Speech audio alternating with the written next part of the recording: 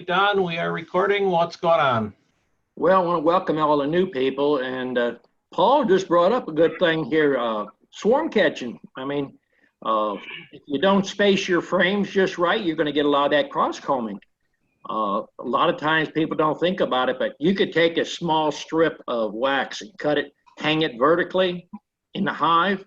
And if you're going to set a swarm box in a tray, best thing to do is slide all your frames, center them up, and then put a tack down next to the frame to hold them in place.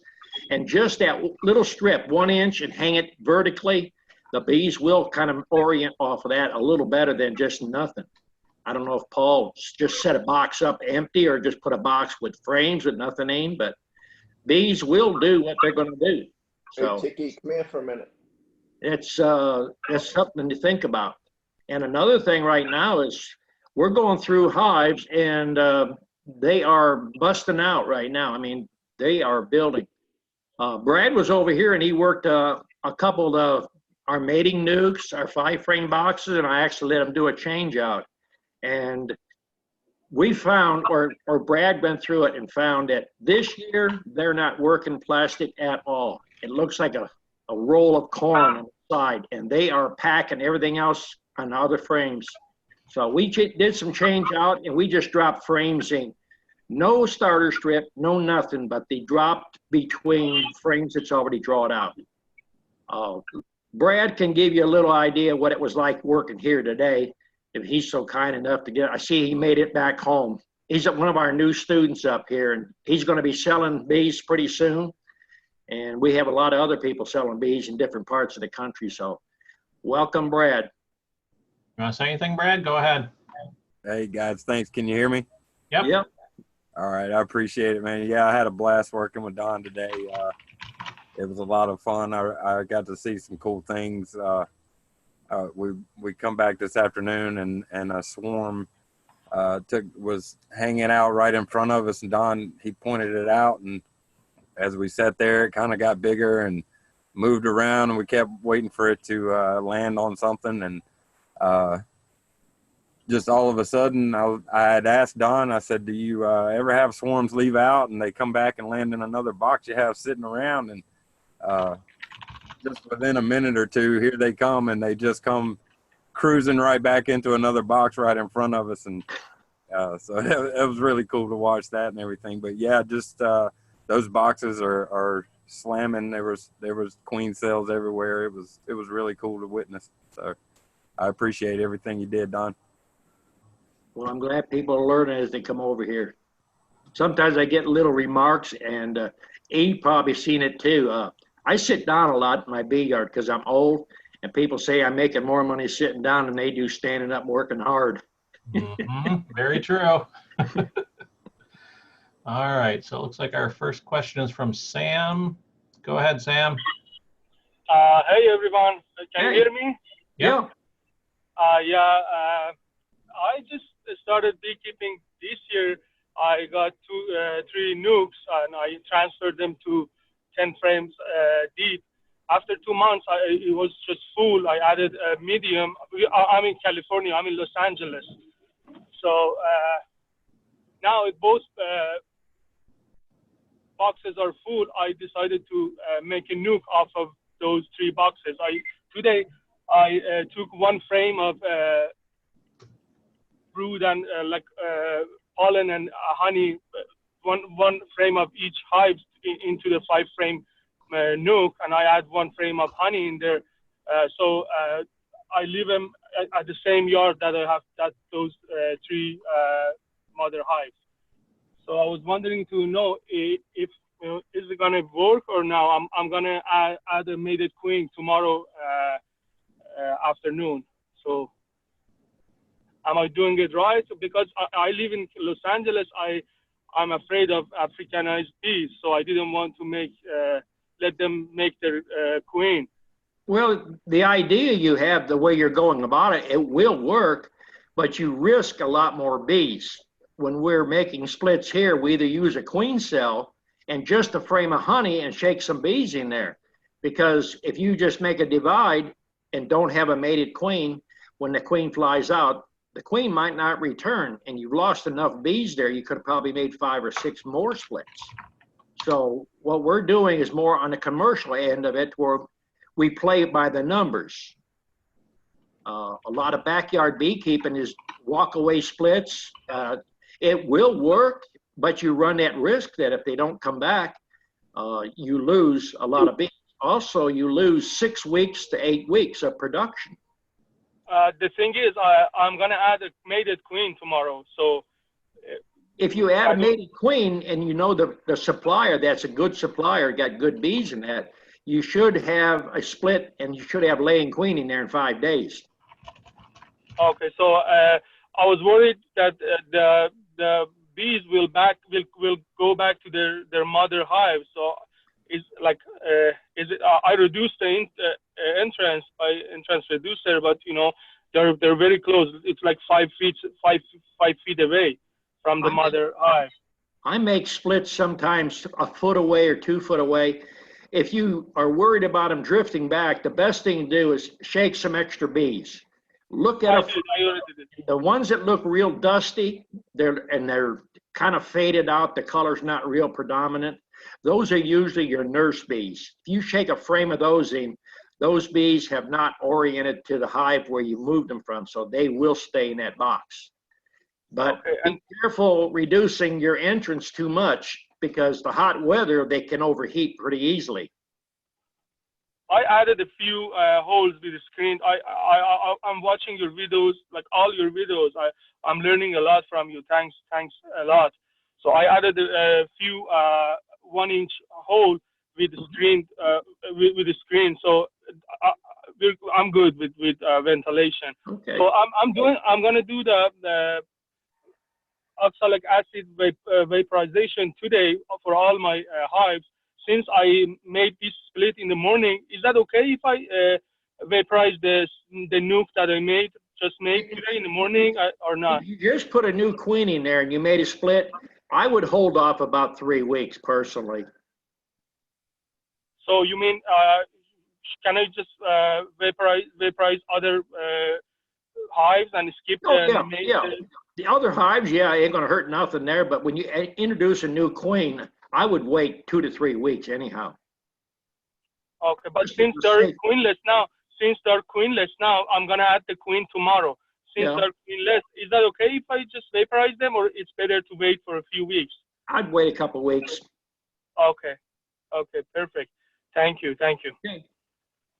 Okay, over to Philip. Go ahead, Phil. Hey, Don, how you doing? Hey.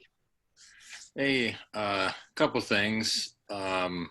I noticed doing inspections yesterday, I got some of my brood is being backfilled with nectar. Right. Is that a sign of swarming?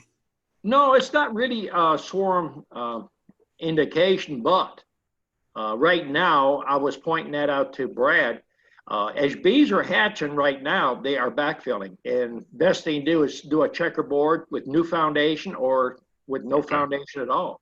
Give them a place to lay, because you want to start building numbers right now. Okay. Now, if it goes on very long, the way you're doing it, they're backfilling. I think 6 to 8 weeks, your population is going to start dropping bad. Okay. And I noticed the one nuke I had, it's busting at the seams, and I gave them some more space, but I knocked down some cells because I didn't have any place to put them. And now I did have a couple cap cells. Well, I put another deep on there, and I moved those to the top of the other deep I put on top. Mm-hmm. And then there's plenty of bees in there. And but so you have a queen in that box still? Yeah, and I've been seeing 3-4 day old larvae, and I can spot some eggs. I mean, I know there's another queen in there, but they're putting like 5, 6, 7 queen cells on the bottom of that first deep. Well, I would have took the queen cell on that frame and just made another split. That's what I'm asking. I'm going to do that tomorrow. Yeah, well, you know, if you can't recognize how old that queen cell is, it could hatch. You know, you could have a swarm. Yeah, no, they typically cap around 9 days, right? It depends on, you know, how old the larva is when they do it. But yeah, you know, we usually try to pull them at 9 and 10 days. Then we throw them in an incubator. Or for cut cells, we try to, try to put them in to where they got 2 days they're going to hatch on you. Yeah, she's got to be probably within a day or two, I'm sure, of hatching. So I shook all the bees down yesterday because I just had the 2 frames up there. Just had some brood, some pollen, and then it's that one cell in the top. So any bees that moved up, I shook them all down below that queen cell, and then I put a queen excluder between the 2 deeps, and now they're back up top covering, but she hasn't come out yet. So that's kind of my only savior right now is to keep the box. Don't count on that queen. That if she gets hatched out there, don't count on she won't go through that queen excluder. Because she's not as big. Well, Right. not only that, because you're running small cell bees, the queens are smaller to start with. Okay. All right. Probably your smartest thing to do is just move that into another box while you had the box open. And then if it was packed with that many bees, put another deep on top of your 5 frame, run 2 deeps, and just checkerboard the whole box out.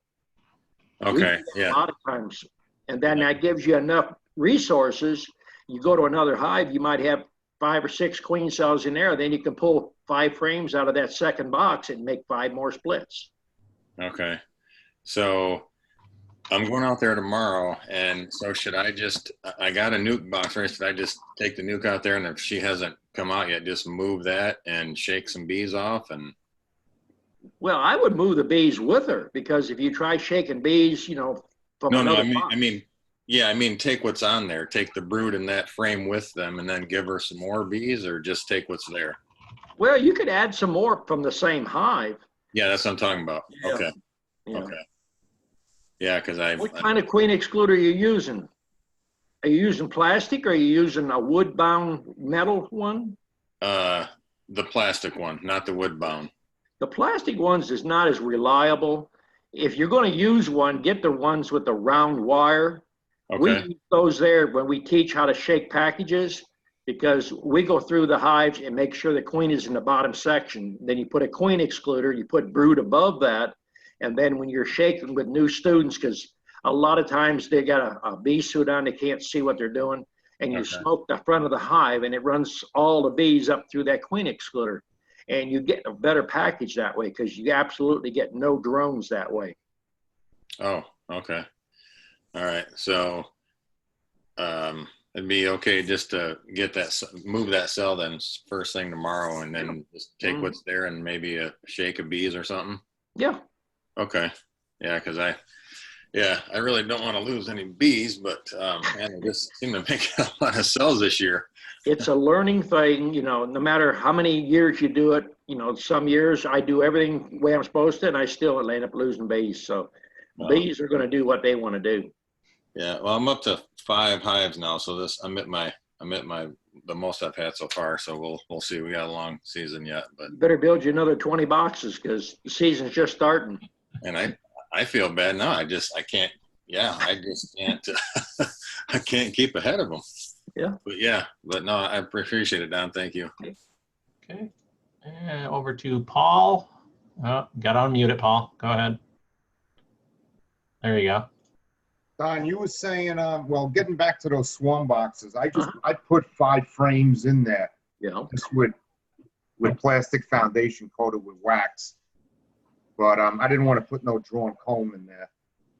Well, But you put plastic foundation in the swarm box, yeah. and they still made craziness, And what? and they still made a bunch of crazy comb. No. This wasn't in the swarm box. I'm just the ones I hung in the tree. Oh, okay. Yeah. The ones that made the crazy comb were in my regular hives. Yeah. That sounds like you forgot a frame or two. No, I don't know. It was just a lot of bulky brood comb on the bottom bars. But you got plastic in that box too? Yeah. Well, last year they was drawing plastic good. My son, he's got bees about 100, 200 miles south of here, and he uses mostly plastic, and he don't have a problem. This year, they're not touching the plastic. If they do, it's like they're turning their nose up. It looks like a cob of corn up against a frame, I mean, all you have to do is set it out, let them rob it out, and scrape it off. Yeah. But I'm having much better luck with either a starter strip or no strip at all. I'm gonna start. I'm gonna try some foundationless frames in my nukes and see how that works out.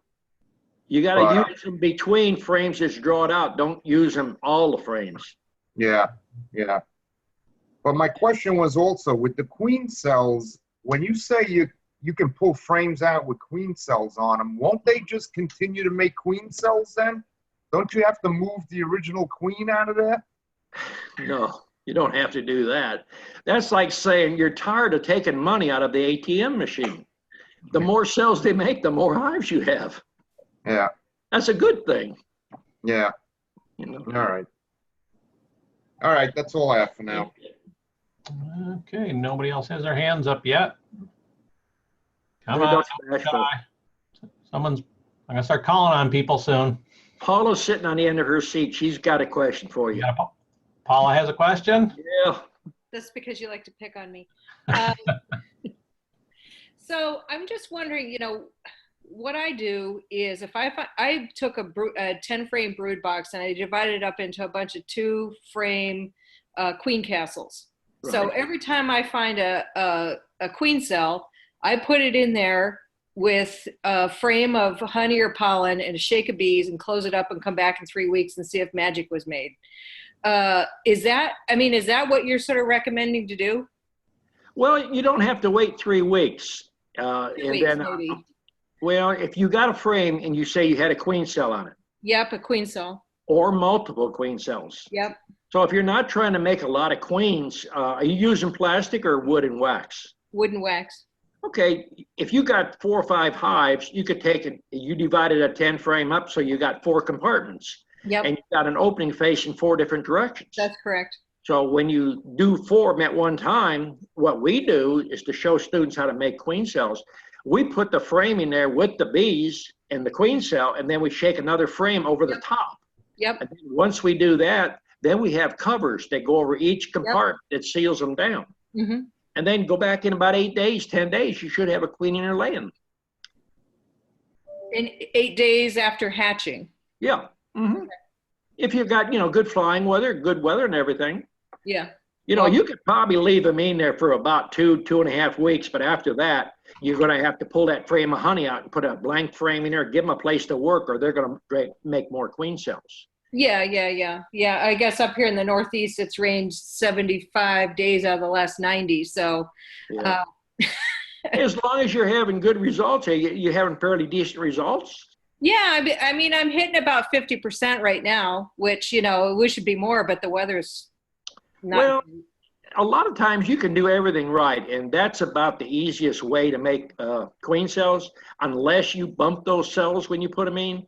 Mm-hmm. Now, if you put a frame in there, don't shake a frame that's got a queen cell. No. You just set it in there. But, even down here, there's years we'll get 95, 98%. And then there's some years in June and July, you might drop down 50 to 70%. Mm-hmm. The more predators out there, you got birds, you got dragonflies and hornets. There's a lot of things that get those bees. Yeah. I'm having the best luck up under a real thick pine trees. Mm-hmm. I get good luck there. I get a good return. Mm-hmm. Now, my son's got 2 or 3 yards that have got a lot of sun in there, and some are a real good thicket. So, mm-hmm. It's going to vary on your surroundings. Yeah. I've made a couple queens so far this year. Our season really just started up here in Massachusetts. It was 45 degrees a couple days ago. So... The main thing making good queens is make sure you put plenty of feed out. Yeah. Brad will tell you, we had 5 frames of honey and I set them in a robin box, and I have a box up there, and I don't have entrance reducers in hardly anything. And I'm feeding honey in the middle of my yard. I'm not getting robbing. Yeah. And it took them a while to even find that honey there. And that robin box in the same location. When I run across a frame of honey, I say, this crap's got to go, and I pull it because I want brood. Yeah. And well, a lot of people up here have been feeding even up until last week because the weather's been so bad, the bees can't get out to forage. Right. But what I did is I had my supers on already. I had saved back some frames of honey from last year, and I put a frame of honey in each one, mm-hmm. because then as soon as they're ready to start foraging like they are now, then you're not out there messing around with feeder jars and wasting time. They just start backfilling into that honey. And I have honey supers that are starting to fill now when people are still taking off feeder jars. Yeah, right. It's a lot of management. You know, what's going to work for you in one area, somebody else, it might not work. But just keep practicing what you're doing. It's the cheapest and the easiest way to make queens. Yep. If you make too many, you can always sell them. That's exactly right. Yeah. There's high demand for queens right now. Oh, everybody's wanting queens right now. If I could do 1,000 a day, I could sell them, no problem. Yeah. Do you have anyone, is your son shipping queens up to the Northeast or? He is down in one of his B locations and he don't have cell service and he won't be back up. He's bringing an order for these people from Oklahoma. Mm-hmm. He's bringing their order up and I think he's bringing some queens. He's got several orders. Yeah, he's shipping them. Okay. Okay. The phone number's on the webpage. Just get a hold of him. Okay. Okay. Great. Well, I'll let somebody else ask a question. Okay, over to Ernest. You got to unmute it tonight. There you go. Okay, you hear me? Yep. Yeah, good evening. Good evening. Yeah, I just wanted to mention to Philip there, and I think you mentioned it, Don, last week. If you see a queen cell, get it right then and there. Right. Well, I was going to do one the next day, and I went in there, and they were cut down. So I thought I'd looked at it. I thought that one looks like, you know, it's going to last another day or two. It wasn't brown, you know, it was real light. But apparently somewhere in the hive, there's one that was further along. So I lost 2 queen cells there. A lot of that, you judging the stuff, sometimes you miss it. So if you got a box, while you got the time, do it. I mean, it's like throwing money in the ground. Yeah, if I did it right then, I'd had 2 more queen cells. So no guarantee about tomorrow that you're going to see those there, Philip, because they could be gone. So it happens that quick, right overnight. Mm-hmm. So in my observational hive, they finally settled down. They got them a queen. So it took about 2 weeks, though, for them to settle down. And that they go out and get mated and come back and so forth. You cover them up at night? Yeah, I keep them covered. I have covers I put on them. I just take the covers off to look at it, and then I put them right back on again. Because it's only plexiglass, and it's not very much warmth. So you can tell where the brood's at, though. You can put your hand on that plexiglass, and you can tell exactly where it's extra warm. They're fun to watch. I have to go out in my bee yard. My wife wouldn't put up with that. Yeah, I got a couple bees, she said. couple of videos, and I have one where the bees is running around like they're like a chicken with their head cut off. That's when they're getting ready to swarm. Yeah. And it wasn't very long after that, you know, then they was out of there. So and then as soon as they get a queen, they're just as calm as can be. Yep. Now, like you said, you can tell the difference in the hive as soon as you open it up. If it's real noisy, you don't have a queen. That's the first thing I try to teach students when they show up here. When you open that box up, listen to the box. The first 5 seconds tells you a whole lot about that box, what's going on. And then the next thing I try to show them is how to use a hive tool. Most people don't know how to use a hive tool. And the same old thing comes up every student, you know. Everybody knows how to light a smoker, but 90% of the people show up don't know how to light a smoker. And it's silly. I mean, everybody should learn how to light a smoker. Yeah, to keep it lit. Yeah, well. Anyone can light it, but to light one and get it packed right. Well, I mean, I've always done it for years and years. And to me, it's like walking. You don't have to think about it, but, you know, I deal with a lot of students of a lot of different education and experience and stuff.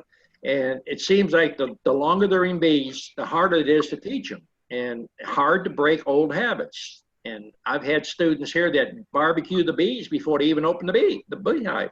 They smoke the entrance really bad. And then as soon as they lift the lid up, they they pour the smoke to them, you know. So I try to teach them to work with less smoke. Yeah, And least smoke, it's easier to find the queen. She don't Yeah. run away on you. Right. A lot of simple things that people just overlook. I thought it'd be nice if you'd learn how to use 2 hive tools, have one in each hand. You wouldn't have to be reaching across each time. Well, I'll tell you something that a lot of people will not believe. Now, I showed Brad. Brad come with his big hive tool, and I'm not a fan of J tools, those crowbars. And I said, wait a minute now. And I put my fingers between the frames, and didn't I pop them apart with my fingers? And a lot of the students that's been here have seen the same thing. Well, they different hives. Some hives, they do nothing but put that propolis in there. And you go to another hive, you know, it's real easy to maneuver. I think a lot of it comes from maintenance, because I've run every kind of race of bee that you can get. And the worst one for propolizing is Caucasians. Every bee is going to have good points and bad points, but if you work a hive, you should not have to use a crowbar in there. It's hard on the frames, it's hard on the bees, it's hard on everything else. Yeah, you got to keep it clean. You know, every time you get in it, clean some of that out so it don't build up on you.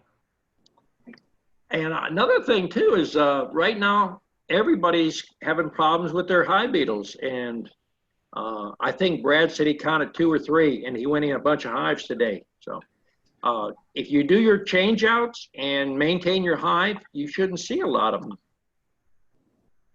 Well, we don't have too many hive beetles up here in the north. It must be a different ground, or of course mine's right out in the open too. So, well, you know, a lot of people say if you put them under the trees, there's a lot of people that tell you things that have no bearing to them. Because I try to tell a lot of students that show up here, look around and see what you see here. I'm doing everything people say you shouldn't do. Now, where's the beetles? Where's the bugs? Where's this? I do have fire ants out there. So I like the fire ants. They keep anything that's... I don't. Well, if they go up your leg. So yeah, there's things that I was standing on a hive when I was down there on a fire ant. Well, if you're not used to them, you know, they will get you moving. But you know, you have to sacrifice one thing for another. And it's just like when you rinse your hands off, I try to get students to rinse their hands off over a bucket out there, because that little bit of water and whatever you've got honey in your fingers, the bees will reprocess it. And then also, if you wash your hands, it's got some honey on it and it goes on the ground, you're watching the beehives, you're working hives, and then you're drawing ants to that there. So they come up your leg. And there's nothing worse than ants running up your leg when you're trying to hold a frame of bees. Okay, well, that's all I have right now. Okay. And over to Paul. Go ahead, Paul. Don, getting back to the swarm that I shook into the box. If you have multiple queens in that swarm, Yep. I mean, are you better off shaking them onto a blanket and letting them walk into the hive, or are you better off shaking them right into the box? It depends on what you want to do. You just want to say that one swarm, or do you want to make numbers? Well, now, say you had multiple queens in the Yeah. swarm, Mm-hmm. what will happen to the other queens? Well, I explained the situation to Brad today. If you had 25 women outside and you had a barbecue out there, they get along good. But when you go into your house, there's one boss. They're not going to get along, okay? So I have not, in all the years that I have kept bees, I don't think I've caught a swarm yet that had one queen. Sometimes you might find 2, but most of the time you're going to find several. I've found as many as 30. They don't kill one another till they get in the hive. I've seen hives out there where the mother and 2 daughters be walking on the same frame, you know. But, you know, every situation is going to be different. Personally, I would shake them on the ground. I'd set a nuke there with honey in it or a frame of brood, and I'd let them start to walk in it. And just as they start walking, I'd keep moving it back 5 or 6 inches at a time. And now you're going to spread the bees out in a long, thin line. And you can have you extra queen cages in the bee yard. I've talked about that last year. Always have extra cages. Because when you got that swarm on the ground, you ain't got time to run up and look around for queen cages. Have everything ready there. Pick them up, put them in there. The worst can happen is they're not mated. But if they're in a swarm, they're in the air, more than likely they're mated. So put them in another nuke, shake some bees in there. You know, if you shake 2 cups of bees in there with them, put a screen over them, hold them for a couple of days. They'll stay in that box. Be sure you're feeding them or have some honey in there. Well, I tell you, I saved all my queen cages, and I'm going to use them from now on because I used that queen clip. And I don't know if that queen was so small, she wiggled her way through one of those round holes in the clip, and she got stuck in there. And I was like, oh my God, what do I do now? Her wings were on one end, and her legs, you know, her real legs were hanging out the other end. Now you expect her to perform well. Well, yeah. You can't mistreat those queens that way. I know, yeah. Pick them up with your finger. Yeah. All right, thanks, Tom. Yeah. All right, over to Philip. Go ahead. And back to that queen cell I was talking about. Now, will they abandon those cells? Because I look back at my notes, and I first saw that cell on the 25th of May.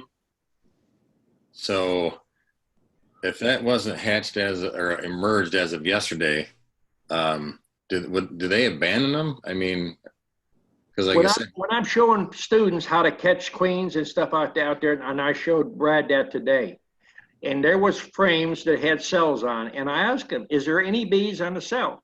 If you don't see a bee walking on it or 2 bees walking on it, they have to keep it warm or they have to keep it cool. If they're walking all around it and there's one cell on the other side and they're on it, that's going to be a good cell. That's my finding that I found. So if they're not walking on it, you know, right now they should be on it to keep it cool. Okay. All right. I'll double check that. Thank you. So if you're waiting for the queen to hatch, you know, and you don't see bees on it, you can wait to doomsday. You're wasting time. And there's situations in my bee yard where there's no bees on a cell. And if it's doubtful, I've told Brad today, just we'll put another cell in there as an insurance policy. Okay. Yeah, because it looked a little different than the rest of them. I mean, it looks like a decent cell and everything, but I don't remember seeing a lot of bees on it. And the ones that I did see on the bottom of my bottom deep, I had to like blow on it to get the bees off. There was bees all over them. Yeah, that's what they do. Now, I've talked about it, I've done videos, and I've showed students here. If you got wood and wax, and the wax is firm, and the cell is kind of brown or cocoa colored, cut out a 1-inch plug and put it between your fingers and hold it up to the sun. You can candle it just like an egg. You can see the queen moving in there. Okay. And if you don't want to do that or there's no sun out there, stick the end of it in your ear. You can hear that queen in there scratching. Yeah, I'm running foundation, the Plasticell Foundation right now, but I'm gonna slowly do some because, like you mentioned to somebody earlier about putting some empty frames in there because of the backfilling and stuff. I want to have them draw out some natural. So okay, thank you. Okay. Over to, where is he? Craig. Go ahead, Craig. Hey, Don. Hey. How are you? Okay. Hey, I want to thank you for all your videos. I've been watching your videos for the last year or so and your chats, and everything you say works. It's common sense beekeeping. Unfortunately, everything you say works a little too well. I've never heard that I didn't before. build enough boxes. I've been cobbling stuff together like crazy. But everything you say works, and you're exactly right. You can't build enough boxes. Right. I've got probably 100. I'm having to put stuff in 10 frame stuff that I don't want to, but it's all I've got. And they're absolutely running me ragged, but everything you say works. Crowd them, you got more queen cells than you know what to do with. I try to make beekeeping so easy that anybody can do it. And when you start buying gadgets and making everything complicated, you just make more problems.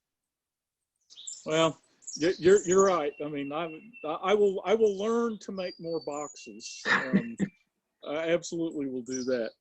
But hey, my question tonight for you is, I've probably made about 100 splits, and I've got probably, I'm going to say about 20 10 frame double deeps that I was going to try to make some honey off of. Not that I want to make a lot of honey, because I want to do the bees, and I don't live in a great place that you can make a lot of honey anyway. But I've only got 1 yard, so everything is in the same yard, and I'm feeding the splits, but we're in a pretty good, for us, a pretty good honey flow. Is that okay? Can I feed those splits without causing robbing, while the larger ones, you know, take the nectar and make honey, or am I kind of playing with fire there? Well, I think what it is everybody reads and listens to too much stuff. And when you walk in my bee yard, it's like night and day. Now, I've got a lot of 5-frame boxes out there, and Brad went through a bunch today. He'll tell you there's 2 frames, 3 frames in there, and 2 rows behind, I've got hives with 2 deeps and 2 supers on. And I've got quite a few of those as resource. And Greg was here, and he's seen the same thing. So, you know, don't believe what a lot of people tell you. Okay, okay.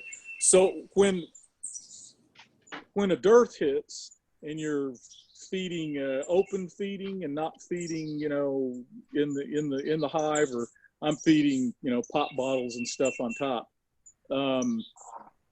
can you still do that and maintain the integrity of your honey on those other ones, or is it better to pull your honey off the big hives at that point? Well, what you're saying is, you say the integrity of your honey. Are you trying to sell pure honey? Or are you trying to make money on bees? I'm trying to make just a little bit of honey. Well, then don't, you know, if you got a strong hive, they're not going to touch sugar water if you got that much honey in a strong hive. They won't do it. Okay. Okay, makes sense. I mean, I personally, I'm going to feed year round because there's money in bees. And Brad put his finger in some honey that I set out from the Rob, and you can taste it's honey. It's not sugar. You know, it's got a definite honey flavor to it. Gotcha. Okay. All right, makes sense. All right, thanks a lot. Okay. Really appreciate all your information. Well, I hope you make $1 million. You share it with me then. Same here. Okay, nobody else got their hand up again. Jason's sitting on the edge of the seat. He's got something he's going to say. He's coming next week, so I know he's got something on his mind. You guys want to pipe in there? Too late, you're unmuted. Yeah. Well, I didn't know if you were going to do that or not. Yeah, we're leaving at crack of dawn or before tomorrow, and we're looking forward to spending the week with you. One of the things that we're trying to get set up right now, infrastructure-wise, you said build boxes, so been building boxes as it rained this week, and I think we're up to about 185 boxes right now.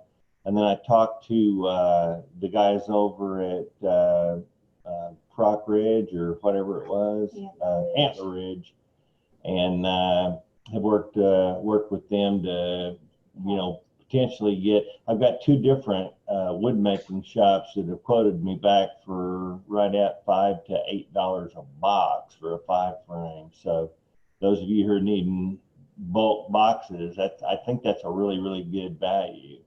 Well, there's good buys and then there's good buys. I mean, I get better buys a lot of times than a lot of people because I'm buying in quantity.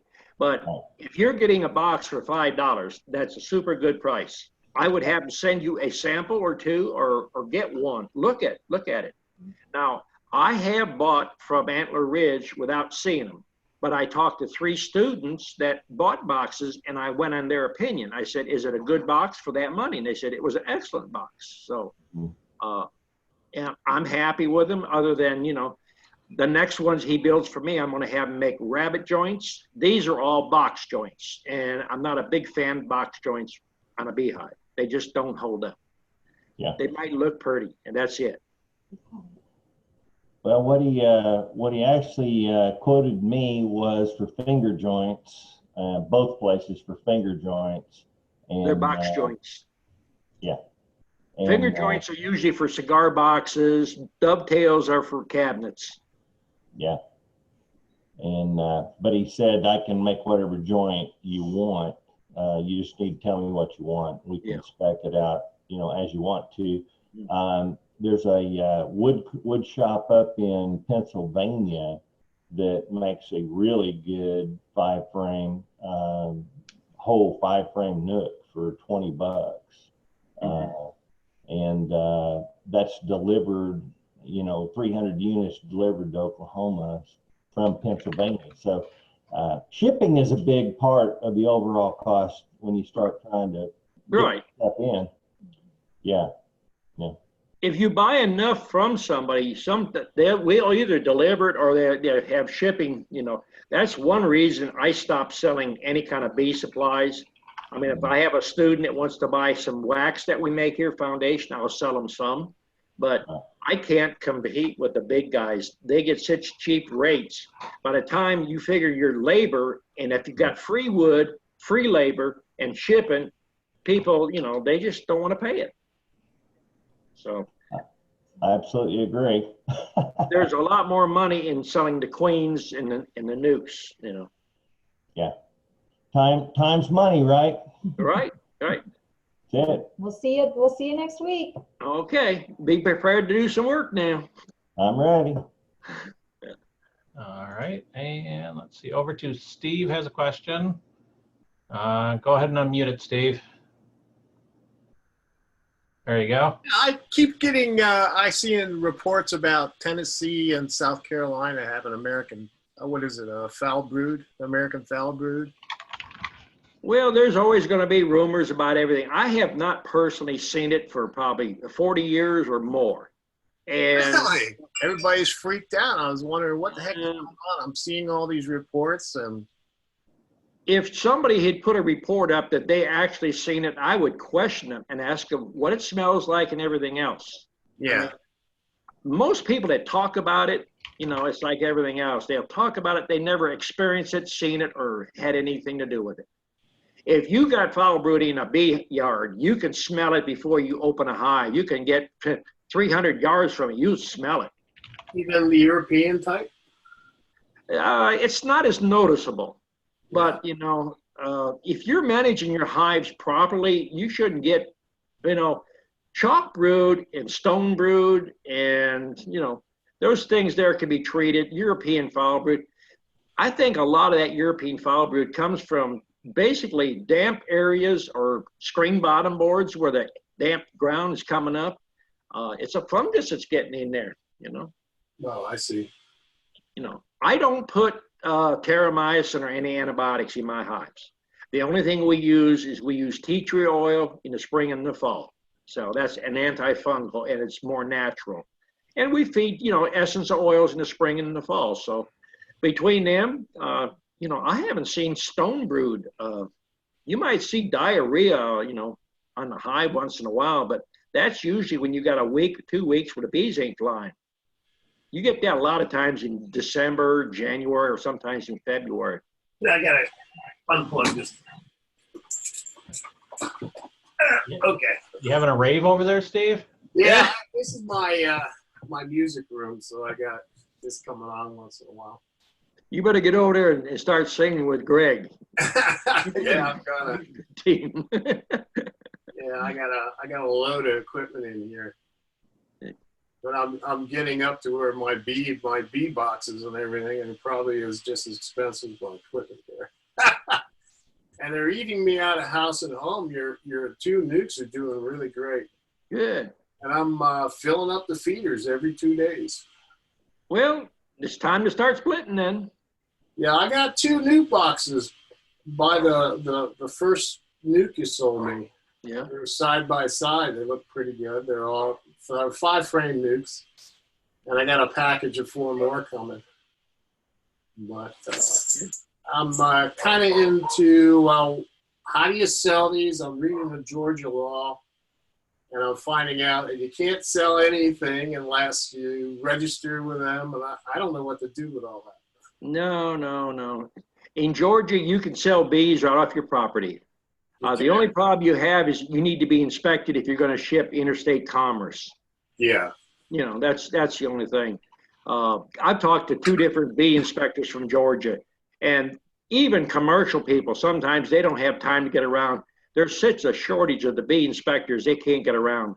And they try to get the ones that are registered with them the longest, and the new guys coming in, they get those last. Because the older guys, they've got customers and they got to have their shipping permits to ship interstate or going out of the state. I live in Fulton County, and I'm wondering exactly how many hives can I have here? Well, you can have as many as you have until somebody complains. Ah, okay, that's good. Downtown Weston Hotel, the chef down there has got a half a dozen hives on top of that hotel downtown. He does? Yep. Great. So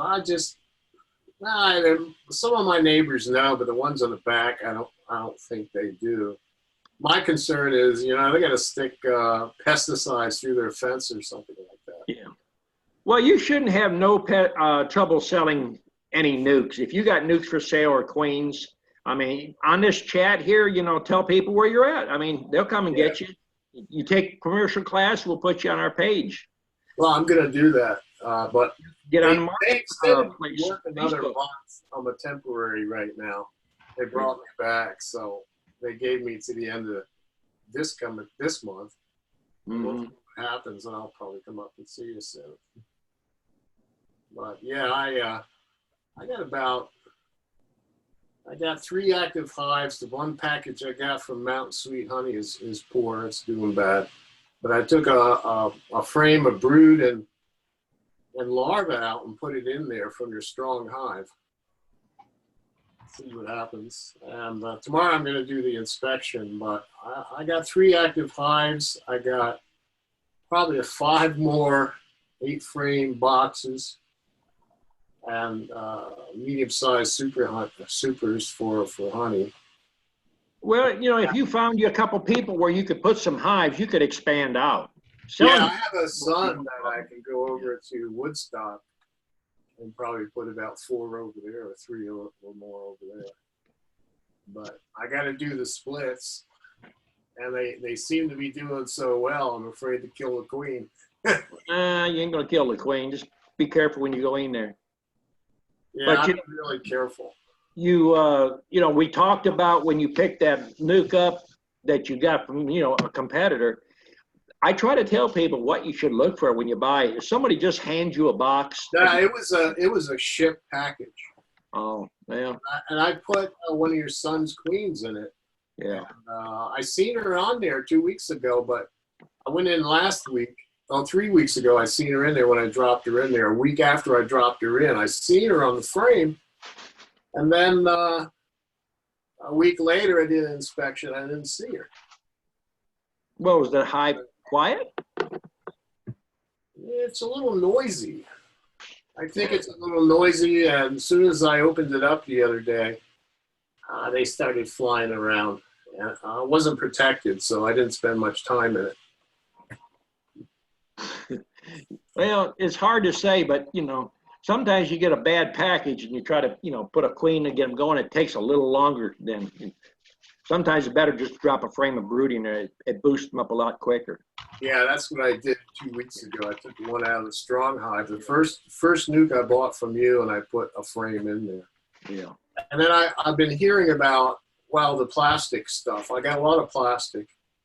And I was wondering, in the strong hive, should I move things out from the center and just take the plastic out and drop empty frames in there? Well, there's people that have good luck with plastic, and there's some people don't. My son, he says he's had good luck with it. It depends on the area and how much that they're getting. And it's been crazy. I've been buying 25 pounds of sugar like every other week. Every week I bought 50 pounds. I got 50 pounds of sugar on hand, and every time I make a pot, it's like 2 gallons. They're drinking that stuff down like. I thought you was making some moonshine on the side with that too. I wish I would, but I still got my beer brewing kit. I haven't messed with it, but they're really sucking the sugar down though. They shouldn't be unless you're in a dearth over there. Right here, they're bringing a lot of honey in. well, I don't know. Should I stop? But they're in there like nuts, and I got a second 8-frame super on top of the one because they were filling it out. Yeah. I'd go ahead and feed them till they stop taking it. Yeah, that's what I figure. I mean, if they like it, I give it to them. Yep, that's what I do. So I went and bought another 50 pounds. And I'm not worried about the ratios of it. I'm just dumping it in there. Are you mixing it with water? Yeah, I got a reverse osmosis system that I put clean water in there, and then I boil it and then just dump as much in it as it'll take. Yeah. It's almost like K-Rose syrup. Yep. I'll fill up 2-gallon containers or more and put them in the fridge and just wait for them to need it. And they seem to be drinking it faster now, even if it's that thick or that consistency. If you put new wax in there, they're going to use a lot to draw wax. You know, I'm going through a lot of frames of new frames in there constantly because I'm selling, nukes. Yeah. Yeah. I got 5 more deeps down on my bench I got to put together. You better get going because it's going to get busy. Yeah, so I'm going to go in there tomorrow and see if I have any what you call queen cells and see if I can split them. Now's the time to build your numbers. Yeah, All right, we have a few more questions, so we're gonna move on a little bit, Steve. Thank you very much. All right, over to Dennis. Go ahead, Dennis. Can you hear me, Don? Yep, we hear you. I'm having a senior moment, so I won't be able to name the box. I had a guy show up today with a cardboard box, had the vent hose all the way around the edges of it. Is there such thing as a Jester bee box? Yeah, there's Jester bee boxes. There's 2 or 3 people that make those cardboard boxes. I found it interesting. We went out there, and he's real tickled death. He picked up half a dozen nukes, but when he put them in his vehicle, they was getting out. Mm-hmm. Them little old bees were crawling out of them vent hose. Yeah. He liked them so well, he said, we're going to take a chance. He left his bee suit on and took off for a 3-hour trip. But them little old bees are coming out of them little holes that I thought was funny, but hope he made it home okay with them. Now, did you put the frames in the box, the cardboard box? Yes. When you put them in there, do you notice on the side of the bar, it touches the cardboard? There's too tight on the No, I think this one had it was pretty close. Yeah. It's pretty close. If someone brings cardboard boxes, I always point the queen out. Point the queen out and put the frames in on a diagonal and then push them to one side and show them the queen and just explain to him when he takes them out to be very careful because those cardboard boxes are bad about rolling queens if they get between that cardboard and that sidebar. Well, I told him, I said, here's the queens. He looked at them. After this point, it's yours. Yep. And I haven't had any callbacks. They all making it back home pretty good. But yeah. This is I'll trade you sugar bills, Stephen. I'm going to 150 pounds probably every day now. Wait till you get up to where you put a mix already a pre-mix and you're going through totes. Well, I'm looking. You can see I'm looking around for the best deal because it won't be too long. That's just this yard. I've got 3 or 4 yards now, and I'm looking for a better way. But you just have to check around and see if you can't get some wholesaler close to you. Yeah. Well, I'm checking around. I'm getting a lot of advice. We're checking some of them out, but yeah. I just want to let you know, if them little bitty bees, be careful what carrier you have. Yeah. I like to sell them a wood box because they're a lot more secure. So. Well, if I well, you know how it is. Yeah. I'm making boxes for myself as hard as I can go all winter long and still continuing.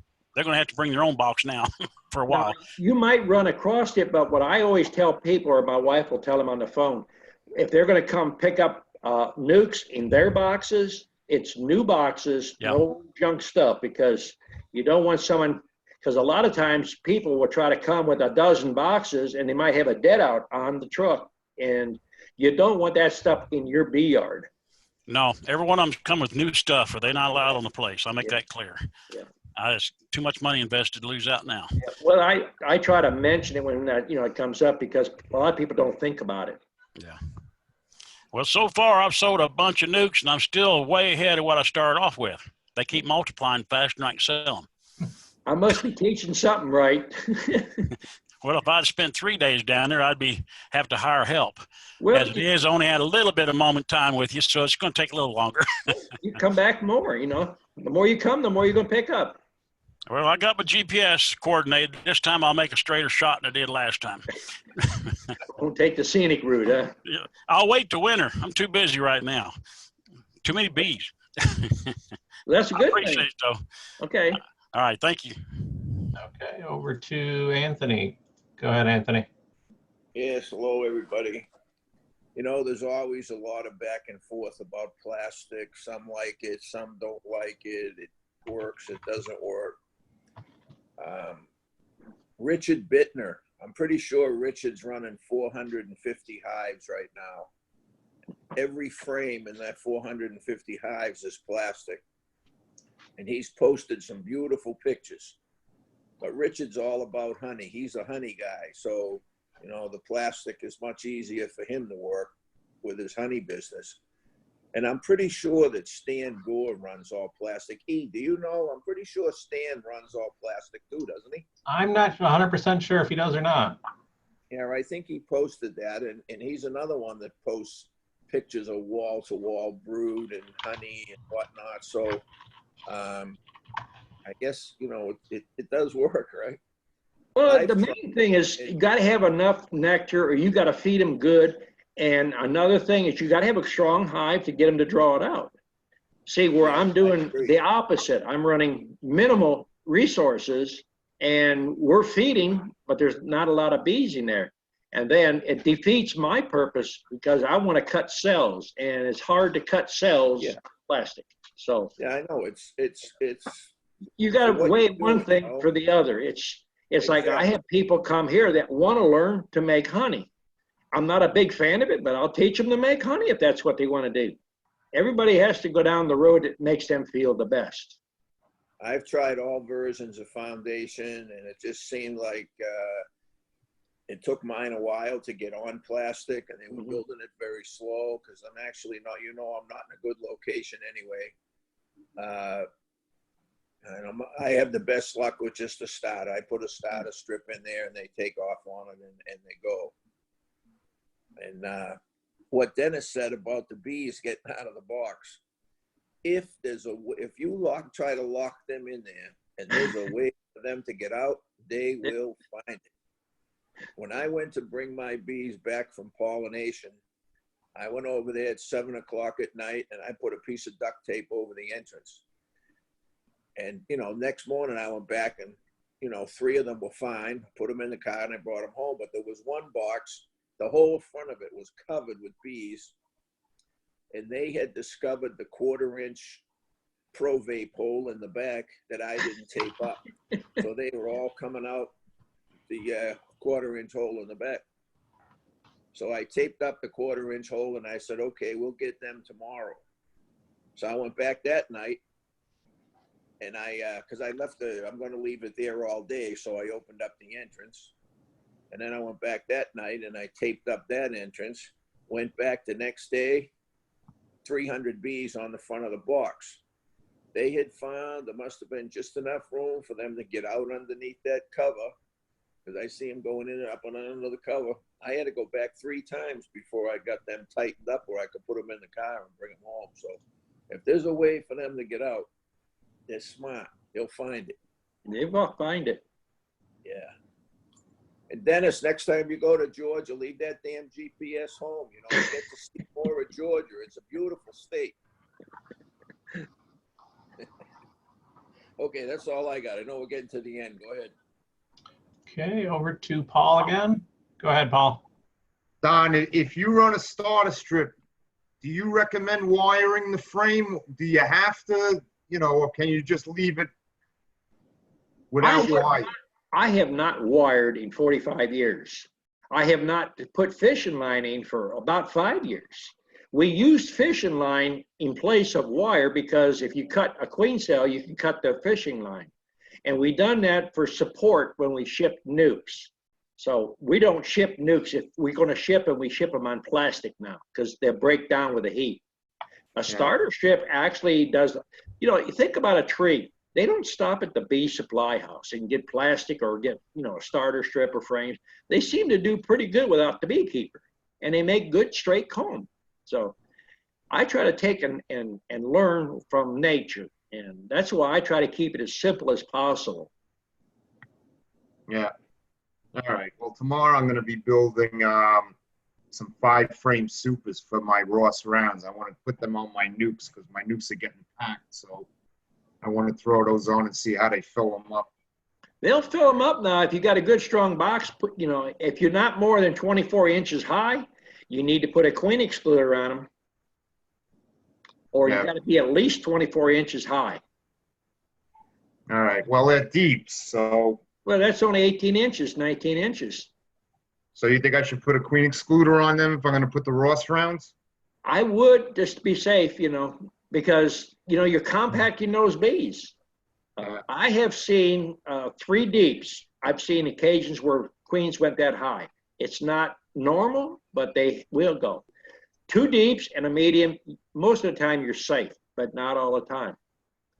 Every queen's going to be different. I've seen some queens that wouldn't go 2 mediums high. And then I've seen some that go 5 mediums. Wow. So you really think they'll lay in Ross rounds? I don't think. I know they will.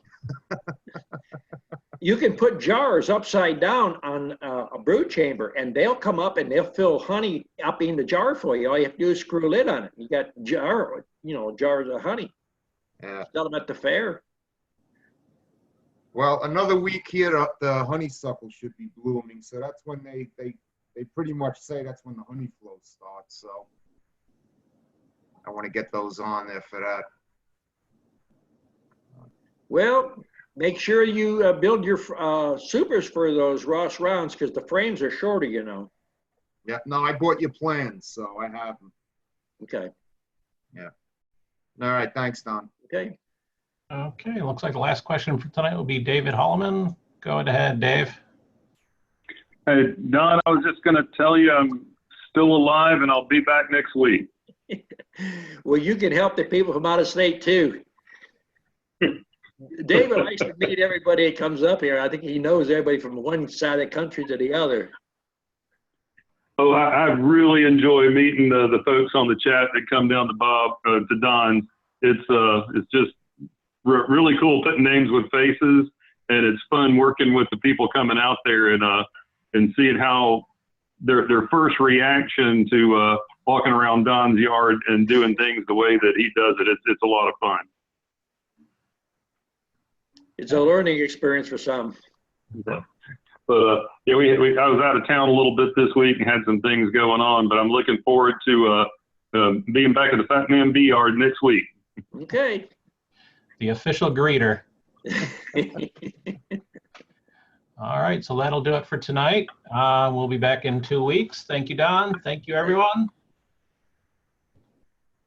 And stick around for the after chat if you'd like.